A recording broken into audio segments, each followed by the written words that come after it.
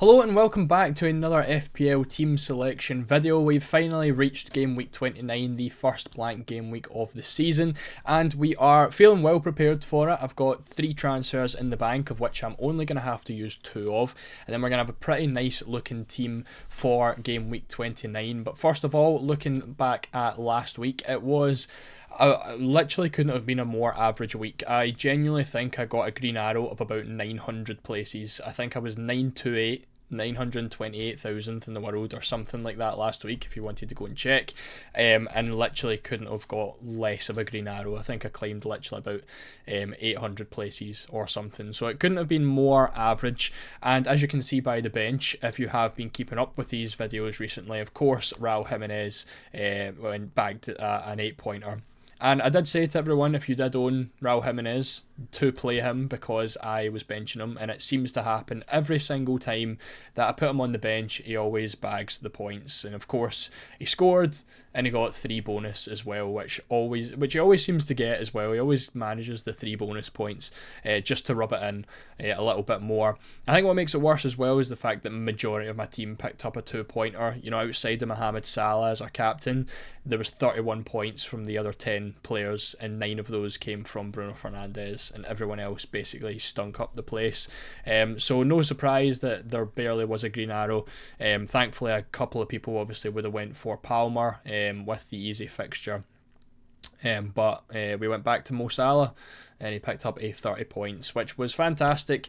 But obviously we are now heading into game week 29, and let's take a look at some potential moves. So obviously with me saving my free hit for later on in the season, it means I am now navigating between these fixtures to try and field a proper decent 11 and then wildcarding in what is probably going to be game week 31. So any transfers that I do make, I'm really just looking at the next 2 game weeks. So anyone that comes in, I'm really looking at nice fixtures for game week 29 and game week 30, which is the teams that you can see on screen. So we've got West Ham, Man City, Bournemouth, Nottingham Forest, Man United and Wolves. These are the teams that I'm really looking for when it comes to bringing in a player for this week, or a replacement for some players who obviously blank. Now, with West Ham, I obviously have Jared Bowen already in my team, and outside of him, there's not really anyone that does interest me too much, so I can basically skip right over West Ham. We've got Jared Bowen, we've got the cover in there. I've got Manchester City as well. Obviously owning no Man City players at the minute. Looking back on my team, obviously I've been speaking for weeks about wanting to keep Salah and Isak to retain the value in them so that I don't have to sell them at any point. And obviously they are only blanking for 1 week and then come into a nice run of fixtures after that. So I'm going to have to keep them, which means the players that are getting sold is going to be Trent Alexander-Arnold to try and free up some budget, and then I'm going to have to get Chris Wood in there as well, who I currently don't own. I've got Wissa, Isak and Jimenez up front, and Jimenez is finally going. I think I've had him since game week, I want to say game week 8, I've owned Jimenez since, so that's 20 game weeks, and I've got about, lucky if I've got 30 points from him from the 20 game weeks. So he's going to be going, and it's going to be Chris Wood coming in. He's also in here with the nice fixtures, so for me he's going to be essential for this week and for the Man United game next week as well. So in order to afford Wood, Raul Jimenez to Wood, obviously need to sell Trent, and I can only afford a defender that's 5.5 million or cheaper. So for Man City, I was really wanting to get Vardiol in for this week, but unfortunately that's not going to be possible. And when it comes to the other Man City defenders, no one really stands out too much. So again, that does kind of rule out Man City players for me as well. Can't afford Haaland. Obviously way too expensive, so that's the no strikers. My midfield I'm more than happy with to keep, and I'm really just trying to figure out ways to get in defenders. So outside of Vardiol, there's just no real option, and unfortunately I can't get to him. So I'm going to be missing out on the Man City double up over the next 2 weeks. We do have Bournemouth in there as well. Currently I have Kluivert and I have Kerkez. So the other defender that stands out is going to be Dean Huijsen, who's only, I want to say, 4.5 million. So he's an option that I could go for, and he has been on the shortlist. Obviously with Nottingham Forest as well, they are a stronger defence than Bournemouth. Whether they've got a better fixture or not this week is up for debate. Obviously on paper, yes, but it is an away game as well. And then obviously the game week 30 fixture is going to be a little bit more difficult than Bournemouth's as well. So currently not owning any Forest defenders, but for me it would be Milenkovic that I do go for. He's got the best XG from defence. He's absolutely nailed in at centre back as well, and he is definitely another one that is on the radar as well. So I'm between Huijsen and Milenkovic at the minute. For Man United, again, would really love to get in Diogo Dalot or Mazraoui. I spoke about them in the free hit video earlier in the week and actually have both of them in the best possible free hit squad. The only problem is for me is they don't have a good fixture in game week 30, which would leave me with a bit of a problem because I'm going to have to play whichever defender I do bring in game week 30, and I don't know if I want that to be Diogo Dalot, because if he doesn't do well in game week 29 then it's a bit of a waste of a transfer. So I really need to get a defender in that has got 2 good games and 2 playable games where I would want them in my starting 11, and unfortunately Dalot just doesn't really get that for game week 30. I do have that extra transfer which I was very tempted to potentially use on Dalot and then have him on the bench for game week 30, but it just doesn't feel worth it because I can save that transfer and use it later down the line, obviously with game week 34 etc, where we don't really know what's going to be happening. So I feel like ignore the 1 week punt. I feel like keeping that transfer long term is just going to be a little bit more useful. And then we've got Aït-Nouri as well. He's got Southampton away and West Ham at home, but unfortunately he just hasn't really been as good attacking wise in recent, in maybe like the last 10 weeks or so. He's not really been there. So as much as he is a pretty decent option, again, he was nowhere really near the top XGI and stuff in our free hit video earlier in the week, so he's just not really someone that I'm considering, which does leave me just with Dean Huijsen and Milenkovic for the centre backs. And I think honestly the fact that I've already got Kerkez in my team and I don't have any Nottingham Forest cover in defence, I don't really want to get killed by that, where players obviously using a free hit and stuff are going to have double Forest, triple Forest this week. So I think I'm just going to cover off the Nottingham Forest and I'm going to go for Milenkovic this week, but very, very tempted to go for Dean Huijsen. But again, attacking wise and stuff, Milenkovic does just edge him as well. So that means we're making 2 moves this week, and it's going to be bringing in 2 Nottingham Forest players to, obviously get that nice fixture against Ipswich, and obviously a very capable fixture against Man United next week. I think that's a one with Nottingham Forest being at home, they could still keep a clean sheet as well, and obviously Chris Wood more than capable of scoring against them.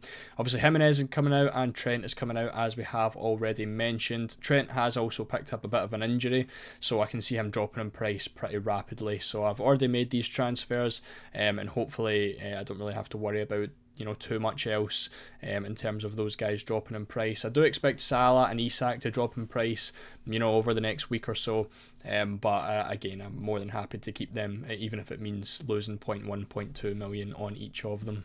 So this is how the team looks for game week 29. Again, I would actually argue it's pretty close to what I think is the ideal free hit squad. I've got Pickford in goal, who is a fantastic goalkeeper to have for this week. Gabriel, again, potentially one of the better defenders. The same with Kerkez. Milenkovic having that Nottingham Forest cover in defence.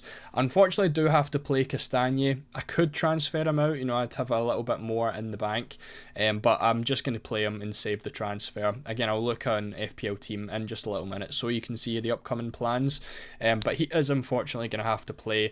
Again, I can bench him next week and then we're right back to normal, wild carding in game week 31 and can get rid of him. So in terms of expected points, he's still got about 3.5 ish points against Spurs. If Fulham keep a clean sheet, then fantastic. If he gets one of his first attacking returns of the season, then even better, but I'm not really expecting too much from him. I just don't think it's going to be worth a transfer to take him out. The midfield is probably is pretty much as close to ideal as you can get. The only one I'm missing from this game is going to be Mbeumo, from Brentford. And yeah, apart from that, I'm not really too bothered. I've got Wisa to hopefully try and cover and Buemo off, but the midfield is looking really nice. Keeping Cole Palmer, again, probably not expecting too much from him, but he is still the penalty taker, so hopefully something can happen there.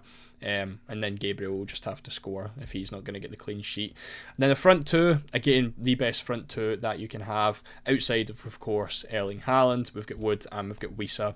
Now, I'm going to be captaining Bruno Fernandes. I already spoke about this yesterday on my captaincy video, and he was going to be my big differential captain this week. And then he went and scored a hat-trick against Real Sociedad, and now probably a lot of people are going to flock to Bruno Fernandes as their captain, for those who don't have Erling Haaland. So it might not be as big a differential as I'd first expected, but I'm hoping he can carry over some of that goal scoring form and then pick up another hat-trick or more against Leicester this week.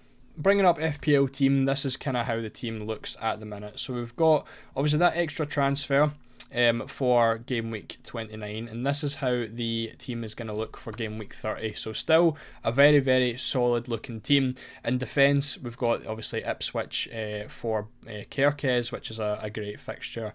Now we've got Fulham at home for Gabriel and Milenkovic at home for Manchester United. So 3 home fixtures for the defence. Again, the midfield and attack still got some really nice fixtures in there, so I don't really think I'm missing out on too much. I think ideally I would like the triple Bournemouth for that match, but obviously opting to go for Milenkovic over Dean Hodgson. I think I'd rather have a midfielder anyway. I don't want to lock in that triple Bournemouth with the double defence when there's obviously Evan Lisson and Semenyo, etc. In midfield and attack. But whole team's looking nice. Salah and Isak come back in, which is of course why they're not getting sold. And I've still got a pretty decent bench in there as well. I've got Wisa against Newcastle away from home. He could maybe come in and play over Cole Palmer, but obviously we'll wait and see what happens with that. So that's going to be game week 30. That's going to be the dead-ended team into the wild card. When we use the wild card here, I've obviously not got a draft and anything sorted. This is just kind of so you can see what's going to be happening with the transfers.